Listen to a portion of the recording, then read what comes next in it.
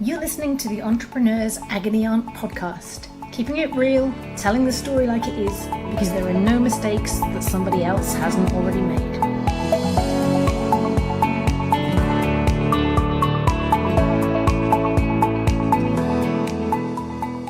Hello, and welcome to the Entrepreneur Agony podcast. This week's episode was recorded in front of a live audience of several hundred business owners at the Business Gateway conference in the rural Scottish borders. Not that that made me any more filtered. If anything, I've had to edit a little harder this week because I still can't afford those lawyers' letters. Through to about 18 minutes in, I share my personal process on how to start and grow a business and what I have learned along the way. And then my 9 reasons why you may be struggling with growth and still haven't been bought by IBM yet. At 18 minutes in, the tables are turned and journalist David Ferguson of Ferguson Media puts me in the hot seat and grills me on my business story over 5 very different types of companies and uses his professional prowess to unpick how and why, after just coming through the lowest point of my career to date, I am now back for more with startup number 5. So over to David Ferguson. Vicky was born in Norwich but grew up, she tells me, with a desire to escape England's east coast and head for the bright city lights of London. She started her first company at university and is now helping Police Scotland uncover fake goods, among many other things. In between, she's ridden quite a roller coaster of entrepreneurship in the data world. Terrific highs and some really painful lows. Scotland's most inspiring business person of the year last year, innovator of the year in the Every Woman in Technology Awards, and top tech startup in Europe are just some of the awards to come Vicky's way in recent years. Also known now as the Entrepreneur's Agony Aunt, ladies and gentlemen, please welcome Vicky Brock. Thank you. A roller coaster, that's a good way of describing it. I started my life in rural Norfolk, actually just outside Norwich. The single, the sliding doors film, the single moment that makes your life go in a different direction. Mine was my parents. I have no idea to this day how they afforded it. Bought me an Acorn Electron computer. Acorn Electron was the very first affordable PC aimed at the consumer market.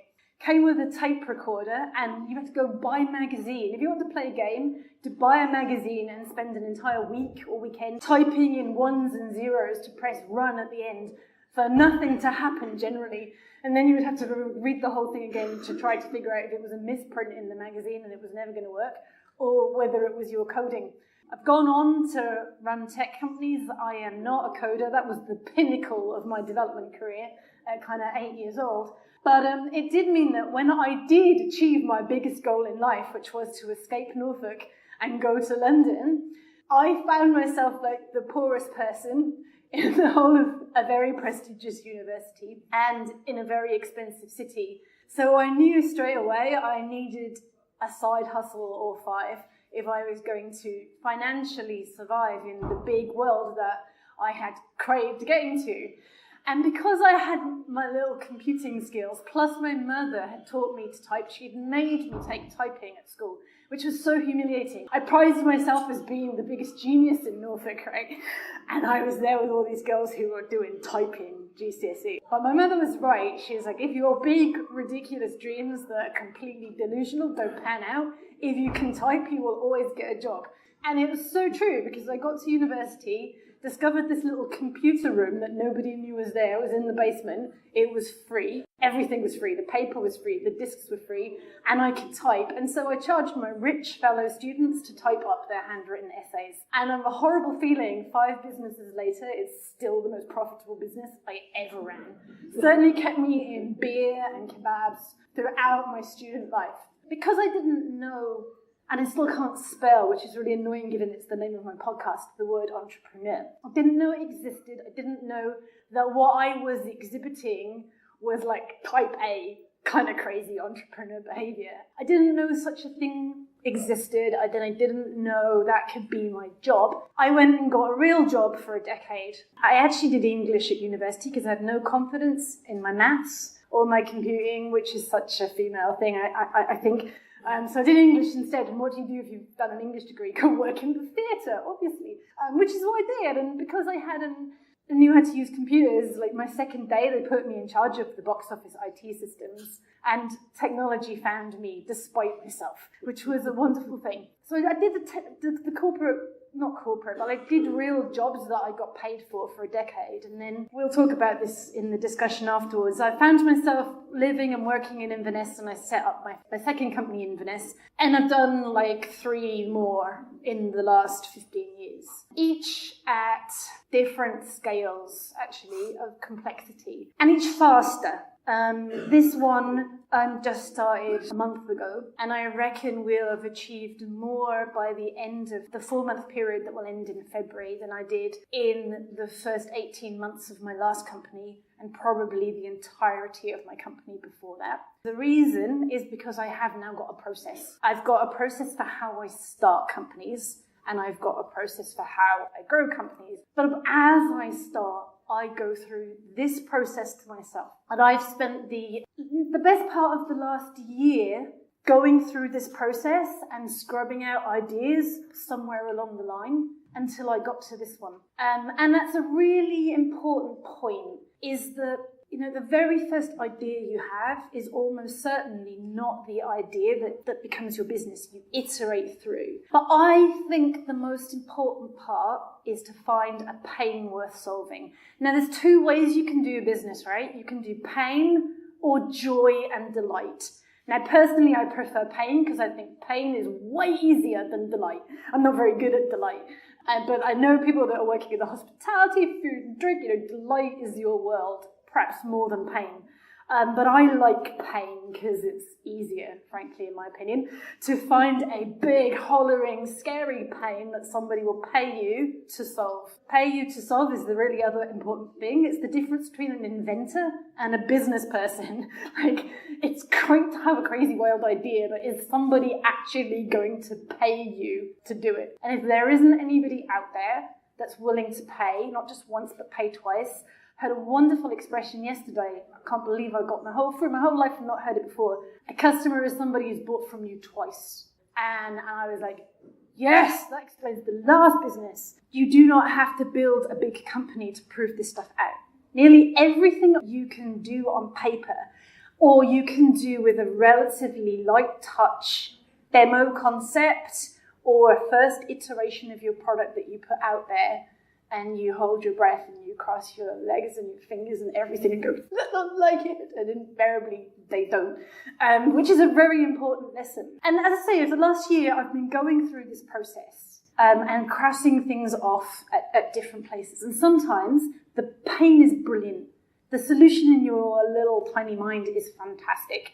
There's a market. People will pay for this. You are just not the right person to do this business. I was approached by a VC who knew I was out shopping for my next startup. And I was working a bit too hard on trying to come up with the next idea. If I'd just kind of chilled out, gone up a hill, looked at some sea for a while, it'd come quicker. But I was studiously going to work every day to come up with the next idea. And it wasn't happening. And he called me and said, look, if you want to do something in the drone insurance space, I'd invest. Okay, great, drone insurance. And I went off and did my homework and learned everything about drone insurance. Turns out drones break, get lost, but they could take down a plane, they can get into all sorts of situations. Like, wow, drones are a thing that you really need insurance for. And then, one day I was in the bath and I had to slap myself around the face and go, you know nothing about insurance. You know nothing about financial services. You don't know anybody that does, and you know nothing about drones. Cross it off and move on, Get back to something you know a little bit about. Either you know a little bit about the customer, you know a little bit about the market, you know a little bit about the skills that will be required to execute this. And because you have to deliver the solution at profit. And there are just some ideas that are better in somebody else's hands. And personally, I can say this because I'm one of those annoying people that has a million ideas before breakfast. And my trouble is focusing on which idea I'm going to do for the next 5 years as opposed to having the idea. But ideas are easy. It's the executing and making them real and still doing them 5 years in where everybody's bored and it's not going as well as you thought it would, that is actually business. You do have to iterate a lot. My very first idea for my last business was that I wanted to go into a shop and I wanted all the trousers to tell me if they fitted, because I was sick of trying them on and I had put on a bit of weight at that point. I didn't know what size I needed. And in fact, I didn't want to buy the size I actually needed. So I was having this whole battle with the whole shop of I just want to know which pair of trousers in the whole shop will fit me. And I'm a data geek. I was like, I can solve that problem with tech. And it's true. That is a solvable problem with tech. There just was no crazy market for that. And how do I know there was no market for that? I actually built a £200 website. I did the data work. I made a little database. You could measure yourself, put stuff in, and it would tell you what size to buy. And I did it at the weekends. Now I know businesses who've raised 20, 30 million and they still haven't figured out that it's just not going to work. And the reason it doesn't work is because trousers are manufactured in factories and machines get hot and they have seam tolerances. 2 identical pairs of trousers in the same size from the same shop could be 2 inches difference. When you add up all these seam tolerance, it's not you, it's the trousers. So why try to solve that with tech that focuses on you? So I moved on very quickly. But there was a really interesting commercial problem in that. As I was going out talking to retailers about my crazy trouser idea, they were like, okay, well, there is a problem in retail, but actually it's returns. If I could knock a few percentage points off my return rate, I'd make a 2% bottom line difference. I was like, okay, now this is interesting. I found a new problem. It was coming from the market as opposed to my own internal monologue with trousers. And that turned into my last business, which was Clear Returns. That became top tech startup in Europe. We were working with Debenhams, we were working with Argos, we were working with Marks and Spencers and stuff, and it all went horribly wrong. It went horribly wrong for a lot of reasons that I had a year to think about really hard whilst on gardening leave and under a non-disclosure, non-compete, non-exist agreement. Thought about it really hard. And I came up with 9 reasons why I think if you are struggling with growth, if you have a great idea, you've done the legwork, you actually followed those instructions, you've got something out there, and still it's not selling, it's not growing at the rate you thought it was, it's just not the £100 million business yet. You were supposed to have sold to IBM by now and be on to the next one. What's going wrong here? And I distilled it down, and I had never come across the concept of product market fit, but it's something that gets knocked about quite often. It's a term that gets knocked about quite often. And one very dark, stressed, dreary Sunday afternoon, I asked Google, what are signs that you do not have product market fit? It's sales cycles take longer than you expected. Whatever you do doesn't seem to be working. You have high churn in your sales team. Your investors are unhappy with you. Nothing is going very easily. This is a sign your product and your market are not quite aligned. When you do have product market fit, the phone doesn't stop ringing. You cannot keep up with fulfilling your orders. You actually have different problems, but they're problems of delivery, not problems of actually getting people to buy or be interested in your stuff. Oh, great. That's interesting. Now I know what I need to do next. But there's another thing tied up to that, and actually I think this was closer to our problem than actual product market fit was solution market fit. We'd heard the problem of returns, and it's a fascinating problem. Everybody gets obsessed with it. It's really interesting. You get tons of PR. Everybody has a meeting with you. And we'd come up with a very specific data-driven tech solution. In retrospect, it wasn't a whole, absolutely buyable, right, simple solution. It was a bit too complex, lots and lots of reasons. But that solution market fit weren't quite aligned. Now, we're 5 years in at this point. The frustrating thing is, if I'd understood this process as well then as I do now, let me check that's my timer. Yes, it is. If I'd understood that then, I could have made course corrections so much earlier. The top 3, product market fit, you may be not targeting the best segment, you may not have solution market fit, they're all fixable. If you understand those either before you've committed too much time and money or pretty early on, they're fixable. The second set of 3, the customer's just not that into you yet. You're not delighting them. You're not understanding the job at hand. And as a result, or whatever, they're just not that into you. Your feedback is probably coming from the wrong sources. This was my killer. My investors, PR, everybody thought we were the best thing ever, except the people we were trying to sell to. And they were super nice to us and had meetings with us and they did pilots and they did spend money. But all the feedback that we were getting was coming from the industry, from the supply chain, it was coming from investors, it was coming from everybody except the one person we should be listening to. You may be fishing in the wrong pool, customers over here, you're doing all your marketing and spending all your attention over here. All fixable. Again, if you can get over yourself a little bit and pay attention to yourself and to your business, you can still solve that. The third set, and essentially, would you, knowing what you know now, set up a business at which your biggest target market were the top 20 department stores in Britain or the world? Probably not. This is a terrible market. We were finding that we'd get halfway through a sale and the entire buying unit would be made redundant. Or the CEO would get fired and the new CEO came in and just cut it all. If you're not delivering 10 times more value than the alternatives, including the biggest, scariest competition of all, which is nobody does anything, do nothing is your biggest competition. Overcoming inertia and getting somebody from doing nothing to doing something is your biggest competition.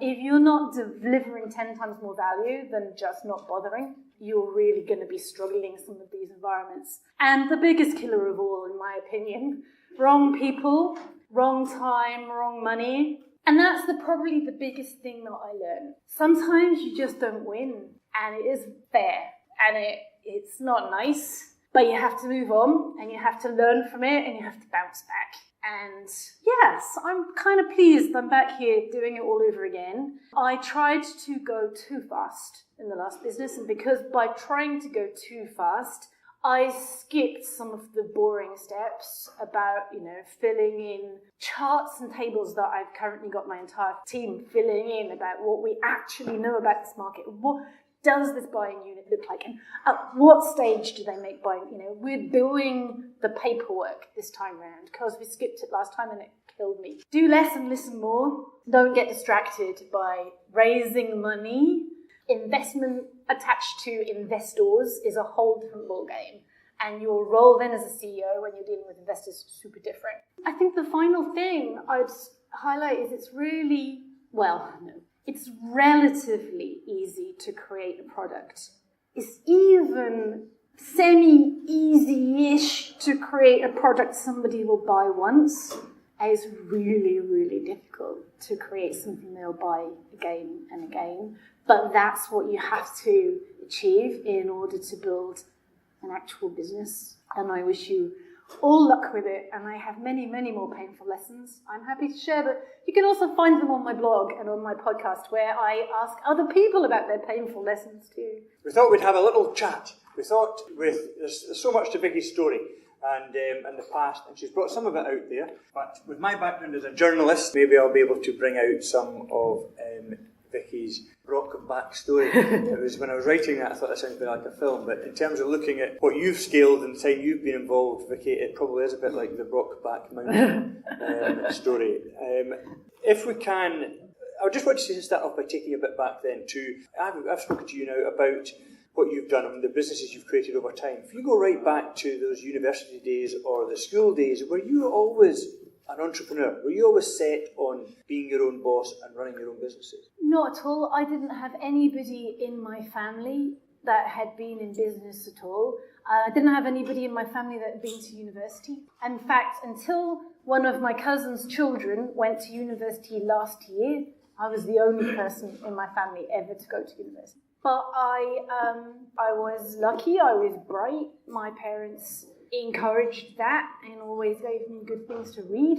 And, as I say, I don't know how they afforded it, but bought me that little computer.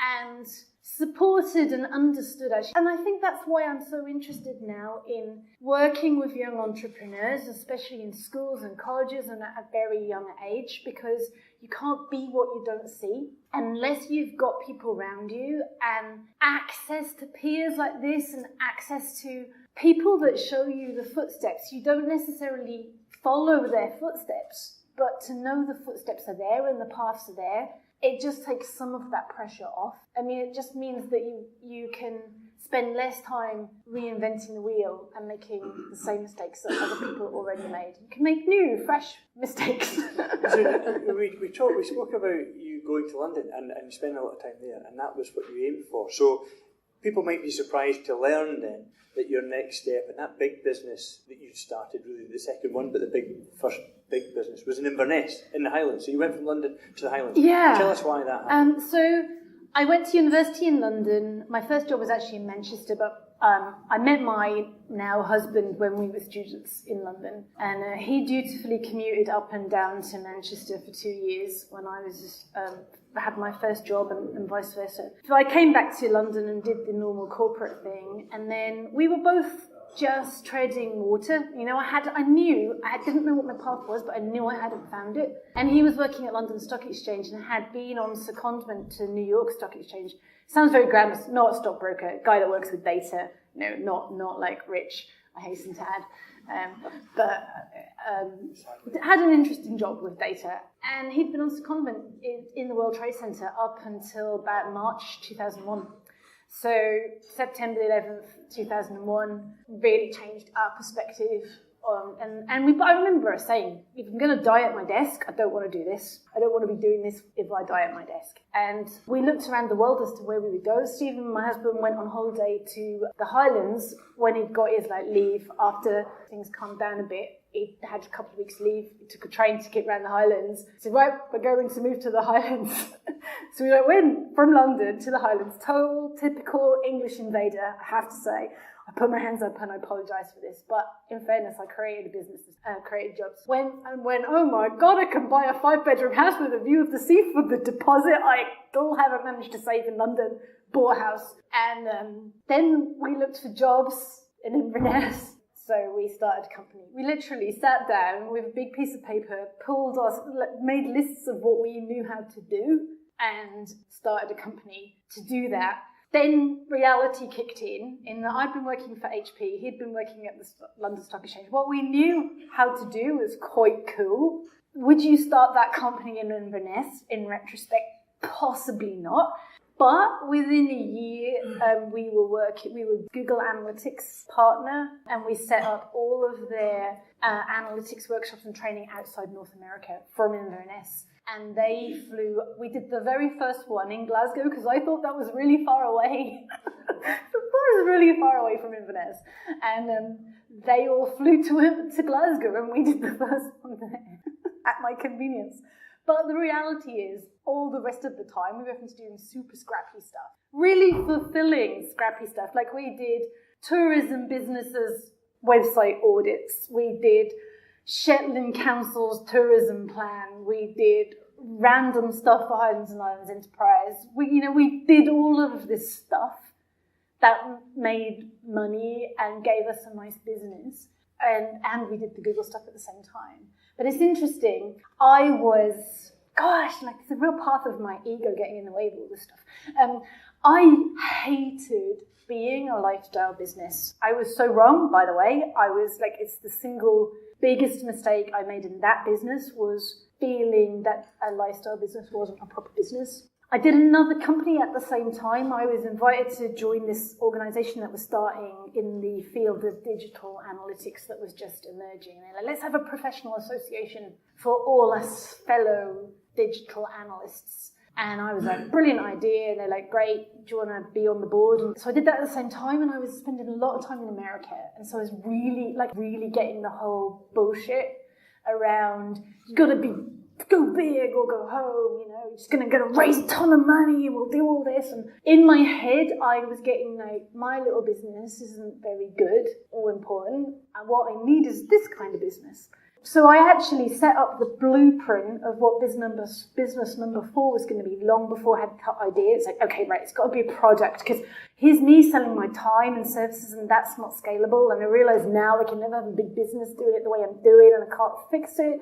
So I need to have a big, scalable product business. And that means I'll need to raise money, but then that means I'll have this big exit. Actually, I had some amazing advisors around me who told me the process.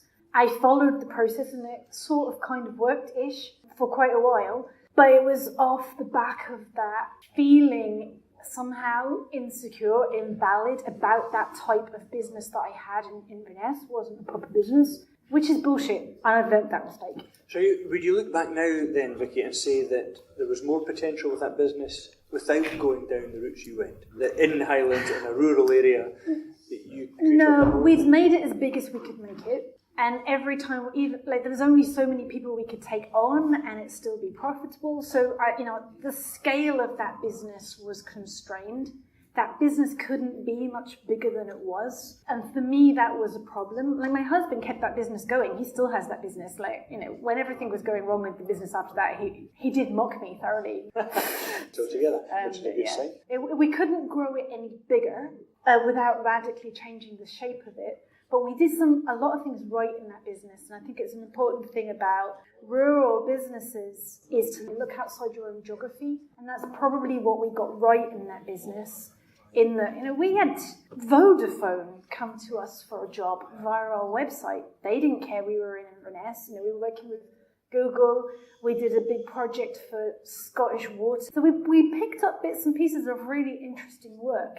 So it was viable. So what would you say were the keys? I mean, there'll be people here, who want to stay in rural areas, but are probably thinking the same thing. How do I scale that up? How do I get outside and go further and still be based? I felt that business, at one point I was spending a week in the US and 3 weeks in Inverness. When I then started business number 4, I was still living in Inverness, and I set business number 4 up in an incubator, like a business incubator, and I did it very deliberately in Glasgow. And the reason I did it in Glasgow was they were getting everything. They were getting all the PR. They had got these amazing speakers coming. I just thought, my business needs to be here. So I spent a year driving up and down the A9 twice a week to locate that business there. I had a foot in each camp, but I used what was there to my advantage. And in that next business, I did feel that being in that place at that moment in time that was getting all the visibility would help, and it did. I did spend a lot of time traveling. Now, it doesn't mean to say it can't work, and I think for certain things, like more of a product business and manufacturing business, technology business, ironically, you could make it work there. But as a service business, I spent so much time traveling. 3 hours everywhere. You've mentioned, and it sort of leads on to the sort of 4th business, which is the sort of almost the elephant in the room. You've called it the involuntary pause that it brought about. Your journey, your journey through business littered with awards, recognition across Europe, UK, and America. And yet last year you were fired as a CEO from the company you founded. Yes, technically I got resigned. Yes. Because that's really different.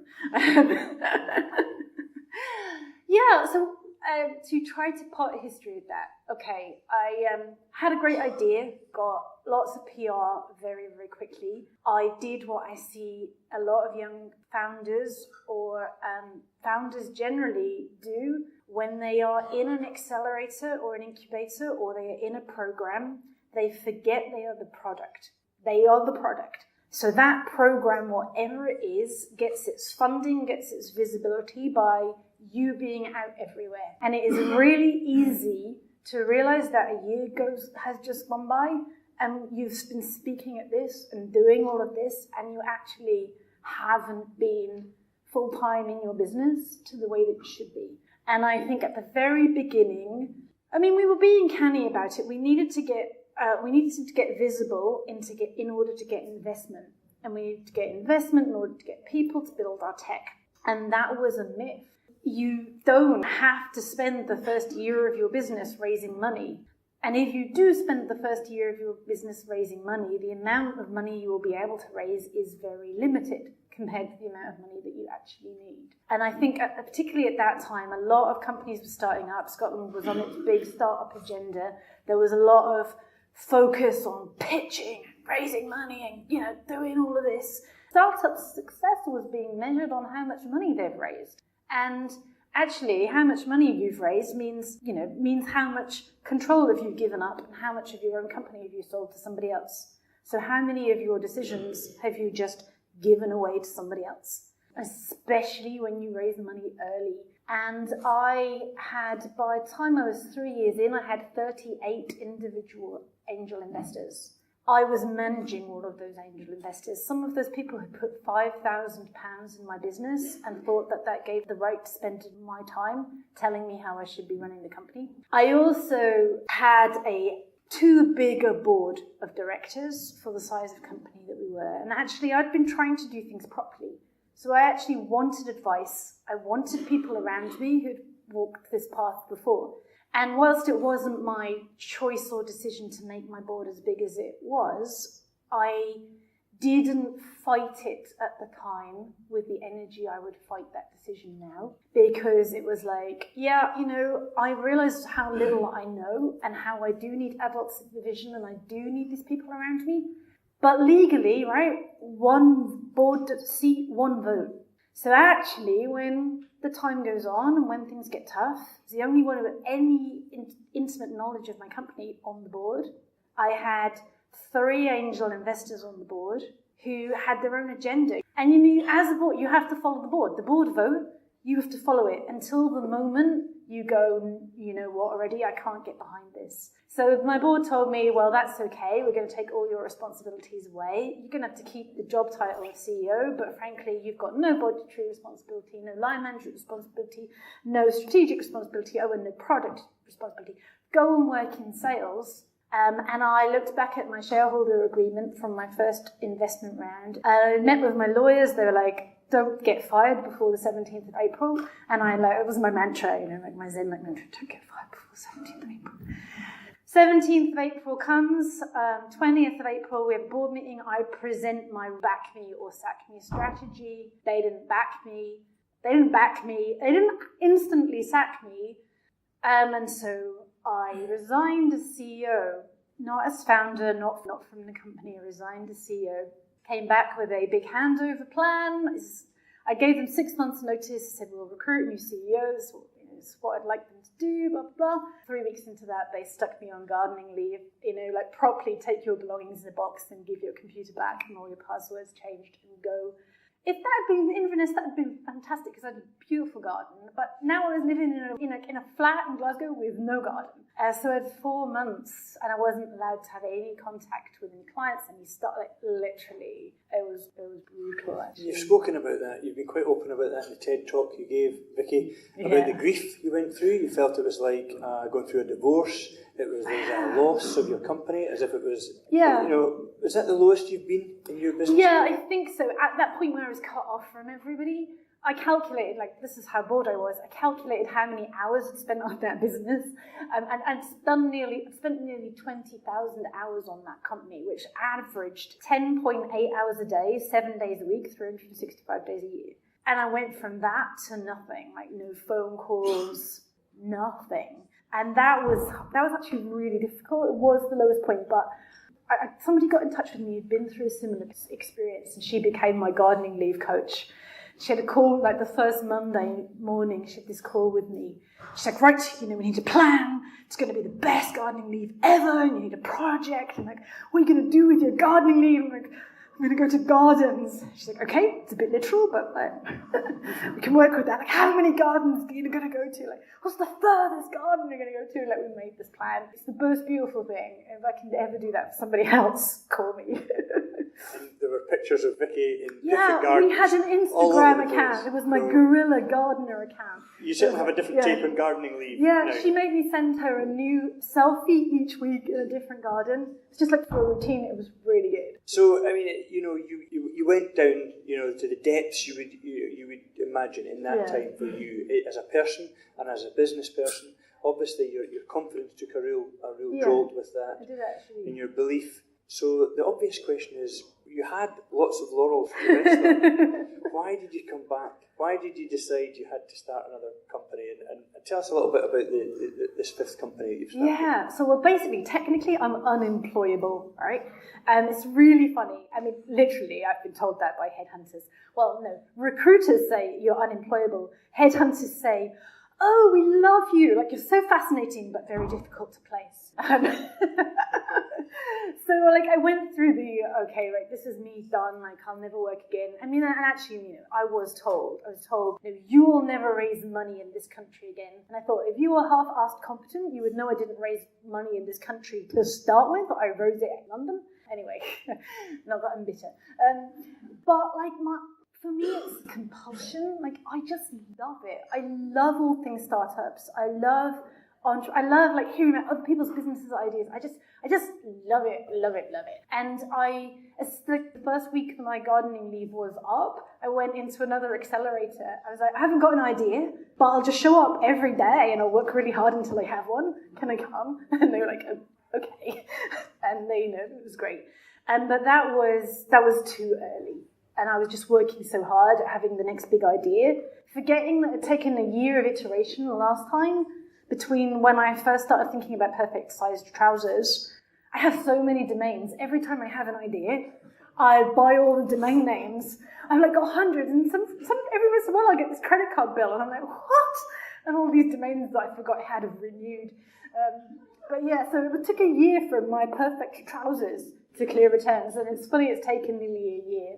So what would you say, looking back on that, what would you say were the key steps that brought you back from that and brought you back to where you are now? Getting out, back in the world, and just being useful. I mean, I literally said, I'll have a coffee with anybody who wants to pick my brains about anything. And sometimes I'd take the CityLink bus, from Glasgow. I live the far side of Glasgow, over to Edinburgh to have a coffee with somebody, or I'd walk all the way into town.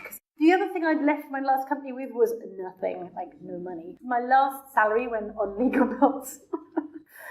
So I didn't have any money, so I could walk into Glasgow to have coffee. But I did this whole period of just having ridiculous amounts of coffee and cake with people. I'm still got a stone to go back to my weight before I left clearance because I ate so much cake. But that was a good thing. I did a lot of that. It sounds stupid. I actually did yoga for a while, and that was really good. And I just started to do all the stuff. I started blogging, started doing the podcasts, and I started the Entrepreneur Agony thing as a concept, and my gosh, did that take off. I feel a bit out of my depth here. No, it was just all of that stuff really helped. And then I started to go, you know what, it doesn't need to be my idea. It can be anybody's idea. And that's when this one came together. I set Market Fit up as a little informal gang of entrepreneurs. I got some day rate stuff. A lot of my old clients, as soon as I was legally allowed to work with them, all popped back up and said, yay, you're back. Have this contract. It was bizarre. I mean, actually kind of suddenly had paid work. But I saw this challenge go out. There's a program called CivTech, and it takes public sector innovation and government innovation challenges. So getting young startups and SMEs solving contracts and innovation problems that they'd never get a shot at getting through the procurement system. And so the public sector will sponsor or put out a challenge, and lots of startups can apply, or existing companies can apply to solve the challenge, and they'll pick one or two companies to work on the challenge. And I saw this challenge, which was from Police Scotland and HMRC, going, how do we stop fake goods being sold online? And actually, the maths and the tech of returns and the maths and tech of fakes and illicit trade are actually really super similar. I was like, well, an answer to that one. And I applied. It was like typical me style. The deadline was at 12, and I put the application in at like 11. And then I told the people in the bid that they were in the bid. When we got an interview, I was like, oh, guys, we've got an interview with this thing I haven't told you about, but it's going to be amazing. And they took a chance, and we got successful on that. So now, what I love about it is that we've got a client in the room. So we've got HMRC and Police Scotland and Trading Standards in the room with us. We're we can't go over to the fraud place because it's secure, but they come to us. We're walking in their shoes, understanding their problems, knowing what they need to fix and knowing what job they need done. And it means this next 4 months, we can build a tech solution for our first wave of customers. Now, I'm not building this to solve their problem, or not just only their problem. I'm building a business, but I'm building my next business with my customer as a full-time lodger, which is great. I could talk to you all day, Vicky, but I know hopefully there'll be some questions. If people got some questions in the audience, anything more you'd like to know from Vicky about, she's obviously been on a unique journey, a journey that will probably resonate, I'm sure, with plenty of us, about the highs and the lows. Yes, go on. Oh, do you have any hobbies? I am obsessed with plants. So when I was in Inverness, I built a garden out of a hillside, and that's what, that took my physical energy, I chopped things and I cut things and I smashed bricks. And I think that physical energy is then what went into my next business. And that was one of the things I completely lost. In that last company, I lost all sense of myself. I didn't have a life outside it, which meant that when that ended, that isolation was much more intense. But I've got these carnivorous plants. It's a bit creepy. I'm not a psychopath. I've done the test. I'm so not a psychopath. How many did you tick in the test? I did the psychopath test because I knew I had a psychopath in my company, and I was right. But the CEOs are the top on the psychopath test. You know what? Journalists are about number 5 right enough as well. Yeah. No, I love carnivorous plants. I just love them. They're almost a pet, but one that you don't have to, apart from keeping them in water, that's all you have to do to keep them alive. You don't have to have any vet bills or anything like that. And I live right on the river, so they just feed themselves. They eat all the flies. Good question. Anybody else got any questions? Yes. So Amanda's question, if you didn't hear at the back, was, is the lifestyle business, is that enough for you? Is that enough for you now? I have a different perspective on that question now. So when I had a lifestyle business, I thought not. Then I built the absolute antithesis of it, and I didn't have a life. Now I'm building this next business. I am going to build another business of scale. I'm doing that deliberately because it's easier. And as I look back, the lifestyle business, and I hate the term, but the husband and wife business was the hardest thing. We couldn't take, we took virtually no holidays because we couldn't be out of the business at the same time. We once hired my mum to look after my mobile phone and answer email, and she didn't quite get the tech right, so nothing quite happened. But that was super difficult. And all of the work and the insecurity, the process of getting the work and insecurity with that were harder, and so the ups and downs were more extreme in that business. So the reason that I'm doing this one from a place where, I want to know I can do this big, because if I can't, I'll just iterate till I've got a better idea, is largely because I don't like the financial instability of what I still associate with that peaks and famines. We need to value and support those businesses a hell of a lot more than we do. You've been listening to David Ferguson interview me, Vicky Brock, at the Business Gateway Borders conference. You can subscribe to the Entrepreneur Agony Aunt podcast on Spotify, iTunes, YouTube, and when I organise myself, I shall try my best to put the slides that went with that presentation up on my blog at vickybrock.com/blog.